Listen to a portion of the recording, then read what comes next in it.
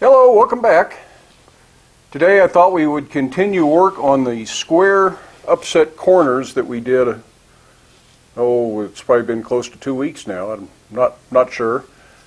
But if you go back in the videos you can see how we did these square corners, and we ended up with these two nice 1/2-inch bars with relatively equal legs and a nice square corner, and no plan on what to do with them, which is usually the opposite of the way you should work. You should start with a plan and then implement your plan.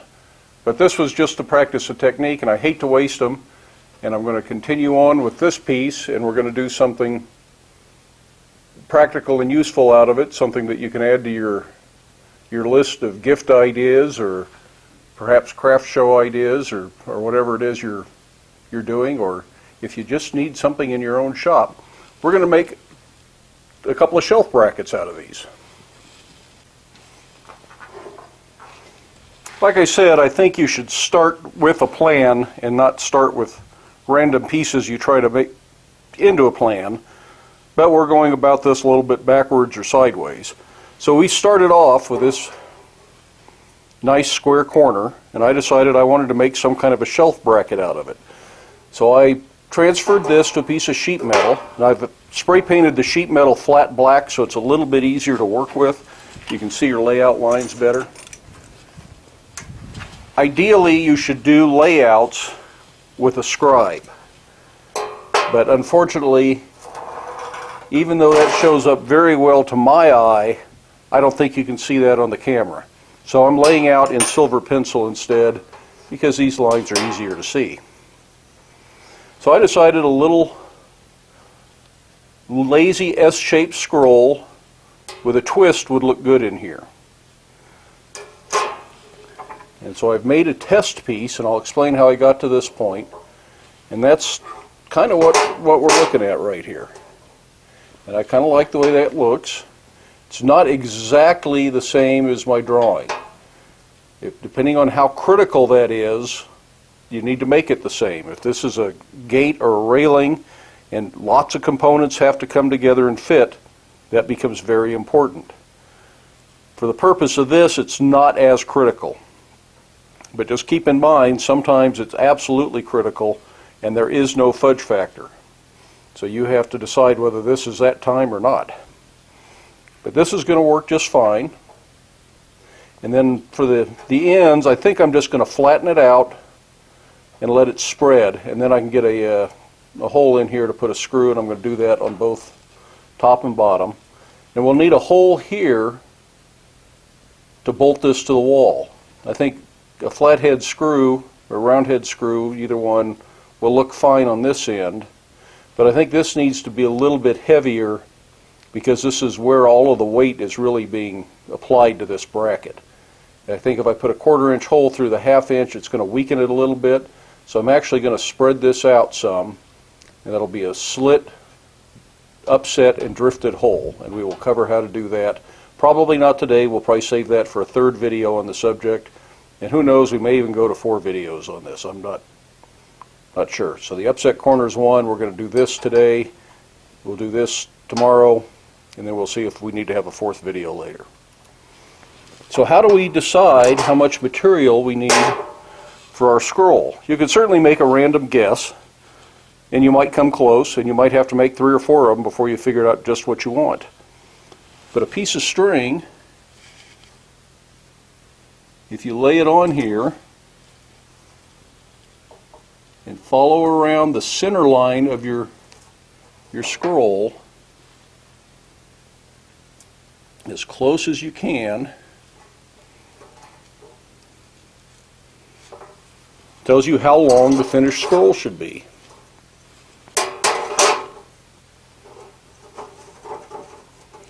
In this case, I come up with 13 1/4 inches.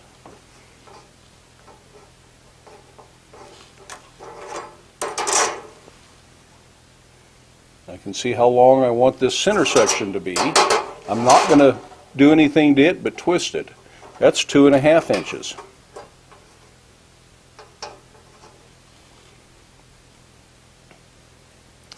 So the question is then, how much material to leave for this part that is going to get tapered?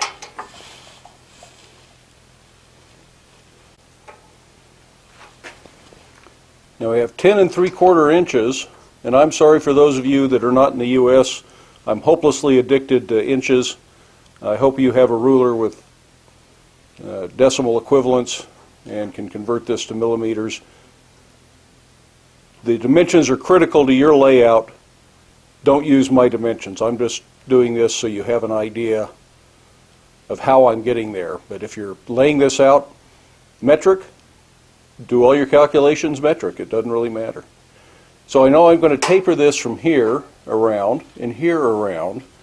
So that's actually 5 3/8 inches per tapered section.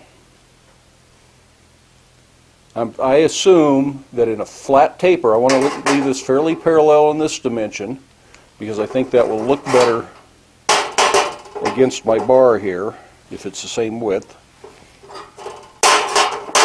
So it's a two-dimensional taper, and in general you can expect that to about double in length. So I need about half of this measurement. So that would be 2 3/16 inches per end. Although that's a little bit less relevant right now. I'm getting a little ahead of myself here. What I need to know is I've got 5 1/2. I need 2 1/2 inches here. And when you add the untapered bar from here to here and here to there, we know that's another 5 3/8. So that means we need a bar 7 7/8 long, or roughly 8 inches. And it's okay to estimate on a simple project like this. So I just happen to have a bar cut 8 inches long here. When we draw this out, we're going to need to draw out to 5 3/8, or roughly 5 1/2 on each end of our twist. So we want to start by laying this out.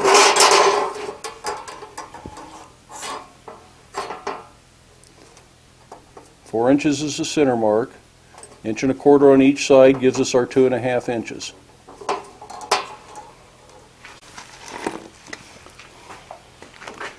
I'm going to use the square center punch we made the other day and put a mark at each of those so I know where to stop drawing the ends out.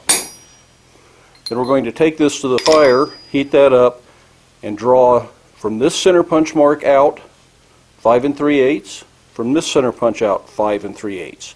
If you go 5 1/2, it's not going to hurt. It might be easier to measure.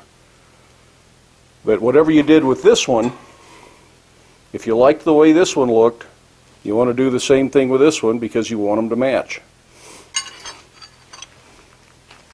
Now, because I drew my full-size layout on sheet metal instead of on cardboard or on a piece of paper, I can bring my hot scroll over here and I can set it on here and I can compare to my drawing after every heat if I need to. And I don't have to worry about burning my drawing up. It's going to last throughout the whole project. And that gets to be very important on really big projects. Again, you could pretty much do this one without the drawing, but I want to introduce this concept of full-size layouts and working off of the drawing. And I hope my explanation of how I achieved my measurements wasn't too confusing. That's the problem with thinking out loud and kind of doing this as we go instead of having a script. So our bar is almost hot. We'll go to the fire and we'll get that scroll made. So we want to make sure we can find our center punch marks, and those square marks are easier to find. And we want to draw this out to a two-sided taper that's even from the center punch mark right out to the tip and the same width. We want to leave it a 1/2 inch wide.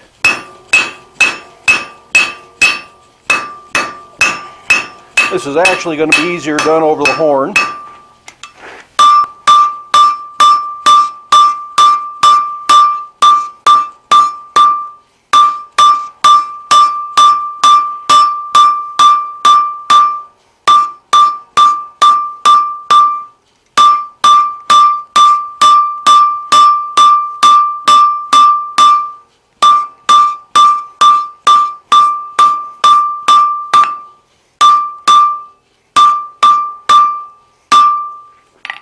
Make sure you check this from time to time. You don't want to go too far.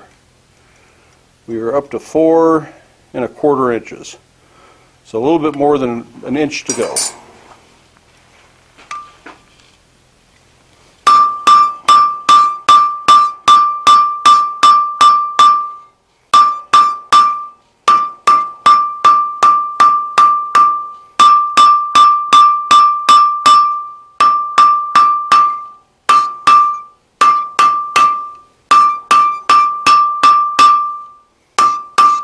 You just want to get this close at the horn.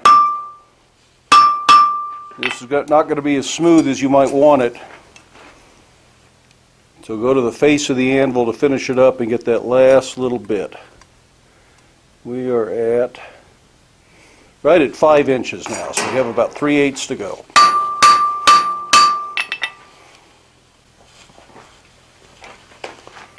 So we want to smooth this out and make sure it's parallel.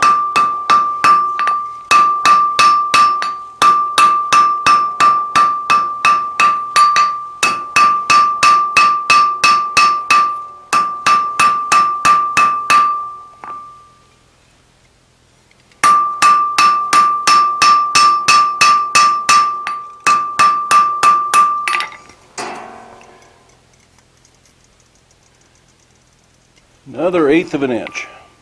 One more heat. Decide where it is you need to work on it here. Is it in the width or the thickness? Is there a lump that needs to be taken out?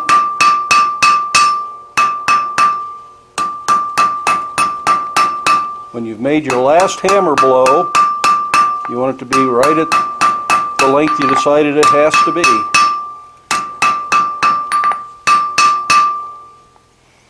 And I'm chamfering the corners very lightly just to make it more refined and more finished, but I'm not going to chamfer the corners where the twist goes. I like my twists to have nice crisp corners. 5 3/8 inches. That's exactly what we were after. Now I'm going to turn it around and do the other end before I do any scrolling, because I want to do the twist before the scrolls as well. Back to the horn on the other side, as soon as I find my punch mark.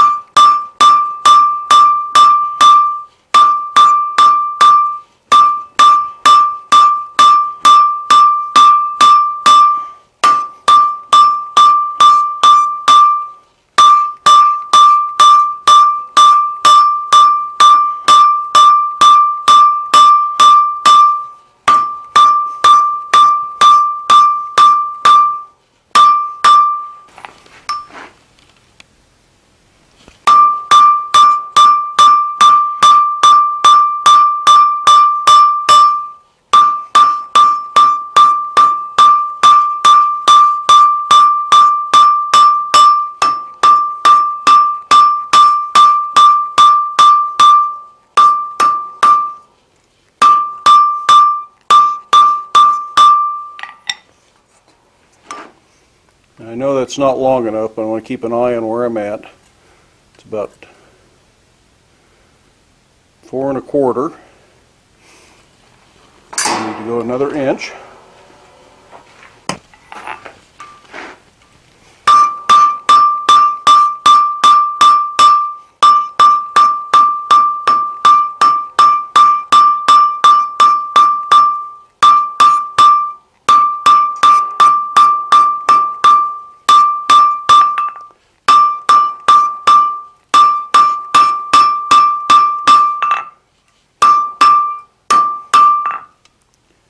I think it's going to be time to go back to the face of the anvil before I go too far with this and get it smoothed up.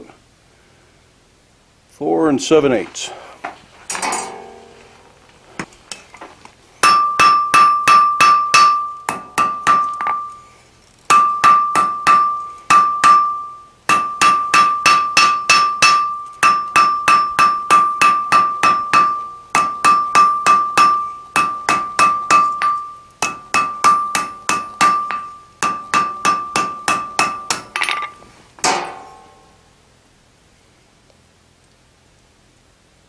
About 5 1/8, so we can go a little bit further.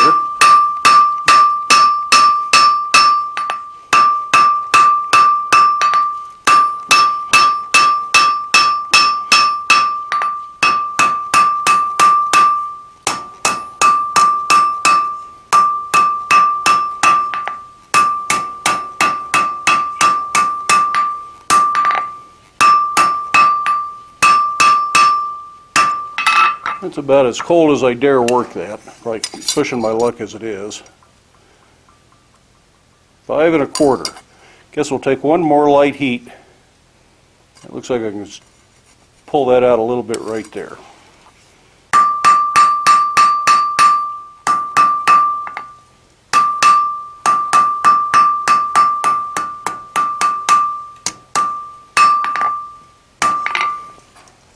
It's way better to sneak up on it than it is to go too far.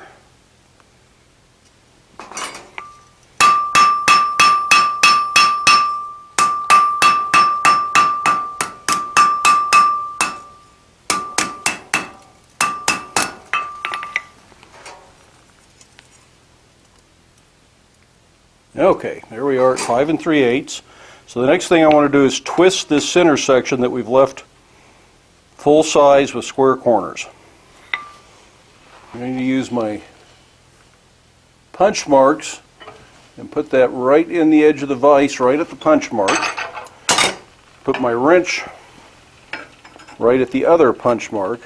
Now my first piece I did twisting to the right. Because I'm making a pair, I'm going to go ahead and make the second one twist to the left. Okay, I'm twisting a little bit fast right there.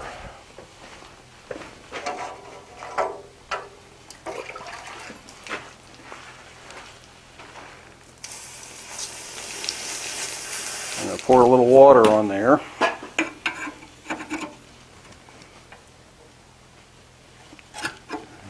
I may have lost my heat here. Oh, there we go.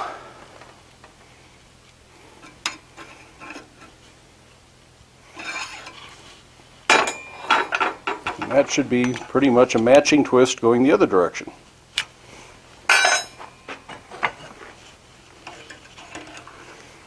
There may be enough heat left to straighten this up a little bit in the vise. When you're doing scrolls, a couple of things will help you. One is a nice even taper, so you don't have thin spots that scroll too easily. And the other is a nice even heat. You want to scroll this up, and don't go too far. It's easier to close it up a little bit more than it is to open it up a little bit. And then after each heat, I want to compare this to my drawing. I can close that tip up a little bit. Right through here it looks good.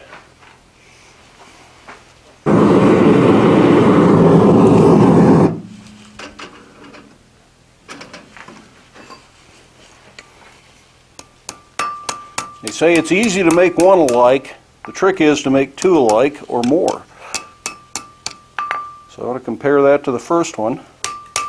And I can go back to my drawing, but I also have a little bit of a kink right there. I'm going to go to the horn and try and straighten that back out. That's a little better. Sorry if I'm off camera there. You can also compare this to your first scroll, since we're doing two. I need to open this up a little bit. A bending fork is not a bad way to open this up if it fits. And another tool you can use is a simple pair of scroll tongs. It's better to do all of this just by eye and at the anvil. It's a much better skill builder.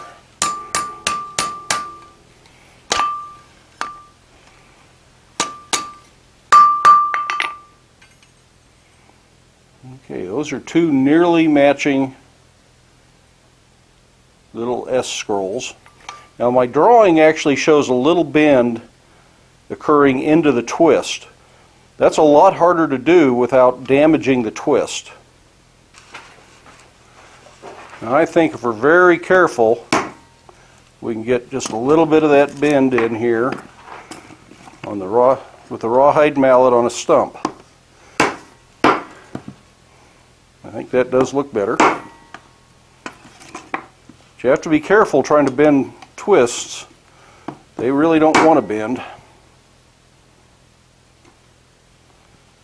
And then make sure that you're straight in this plane. This one's just a little bit off. But it's not too hard to fix. use your twisting wrench to bend it over a little bit sometimes. Nice heavy pair of tongs will do some of this. That looks straighter. So we have our two scrolls that have come very close to matching our pattern.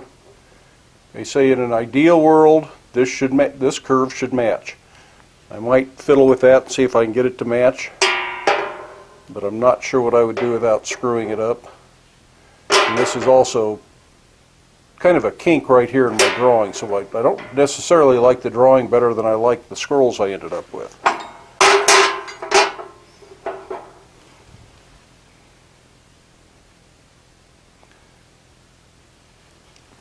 Both of these end up being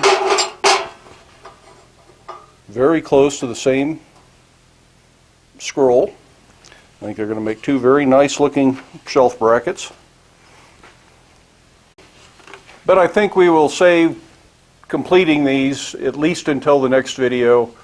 It may take 2 more videos. We still need to do our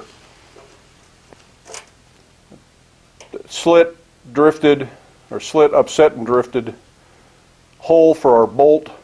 We need to draw these out. Then we're going to need to drill rivet holes in the scroll and in the square corner. We'll need to set those rivets. We'll leave a rivet head, I believe, on the inside, but on the back where it's going to be up against a wall, it'll have to be a countersunk rivet. We've done that before, so we'll do that again. And I think that'll be a nice little set of shelf brackets. If we don't get it done the next video, we will get it done the video after that, so at least 1 more, maybe 2 more. Now the little scrolly bits sort of relate to a question one of you folks had. I always encourage comments and questions. Most of it is very helpful. There's the occasional troll out there, and I usually delete those, but this particular question was, what do you find the most difficult to do, and can you show us that? There's a real challenge. And I have to say, it is ornamental work that has to match a specific drawing. I like working a little bit freeform, a little bit letting the metal tell me where it wants to go, and I just feel looser and freer in the shop that way and not as confined. But if you're doing ornamental work, you need to be able to work to a full-size pattern. And I've taken several classes with some excellent smiths, and I understand the techniques and I can do it, but it is a little bit more difficult. And scrolls in particular, it's real easy to get kinky scrolls with little tweaks and flat spots and places that just don't look natural. So you should challenge yourself to do things that don't come all that comfortably to you. I think we will do some more ornamental work, some more full-size pattern work. Maybe if we have time when we finish this project, in one of those videos I'll show you a few other things that I have worked on that are also done from a full-size pattern. But it's a good skill to have. You need to understand how to do it if you're doing anything besides coat hooks and fireplace tools. The ability to draw a full-size pattern really helps. And the ability to work to that pattern, to figure out how much material you need, and to do test pieces. You might need to do 3 or 4 of these scrolls before you get it just right, and then you can go on to the project. Don't stop short just because you came close. That's okay for something like this, but if you're making a gate or a railing, it may not be okay. So, that was a good question. You got me to challenge myself, and we'll challenge ourselves a little bit more as we finish these, and then we'll have a nice finished project that'll be good for a gift or good to use in the home or the shop. In the meantime, I'd appreciate it if you give a thumbs up to the video, hit that subscribe button down below. If you feel like donating financially to the effort, there is a link in the description. There's no obligation. The content is free as always, but I do appreciate the donations. They do make a big difference. Get out to the shop, make something, challenge yourself, stretch your imagination, But stay safe, wear your safety glasses, and we'll get back to this project tomorrow.